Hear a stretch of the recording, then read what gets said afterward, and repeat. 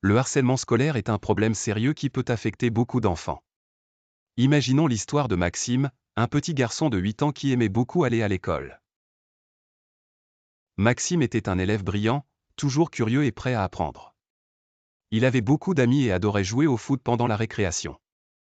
Mais un jour, tout changea. Un nouvel élève, Lucas, arriva dans la classe de Maxime. Lucas était plus grand et plus fort que les autres enfants, mais il semblait souvent en colère et triste. Rapidement, Lucas commença à s'en prendre à Maxime.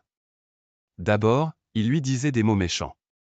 Puis, il commença à le pousser et à lui prendre ses affaires.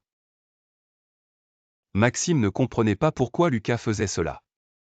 Il pensait que peut-être, s'il ignorait Lucas, ce dernier arrêterait de l'embêter.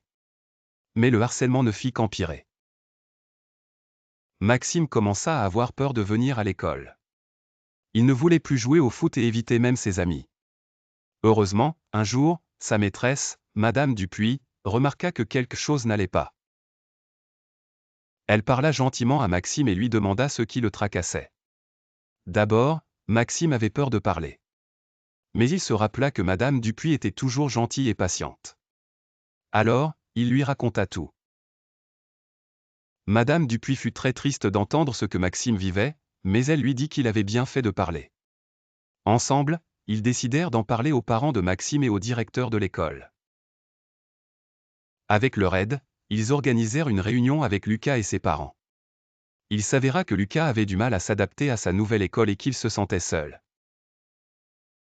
Il ne savait pas comment demander de l'aide, alors il exprimait sa frustration en harcelant Maxime.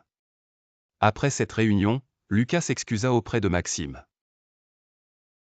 Avec le soutien des adultes, les deux garçons commencèrent à apprendre à mieux se connaître. Lucas trouva d'autres moyens d'exprimer ses sentiments et arrêta de harceler Maxime. Maxime, de son côté, retrouva peu à peu la joie de venir à l'école. Cette histoire nous montre l'importance de parler quand on est victime de harcèlement scolaire. Il ne faut pas garder ses sentiments pour soi. Parler à un adulte de confiance peut faire une grande différence et aider à résoudre le problème. Il est aussi important de se rappeler que ceux qui harcèlent peuvent même avoir besoin d'aide. En travaillant ensemble, enfants, parents et enseignants peuvent faire de l'école un endroit sûr et joyeux pour tout le monde.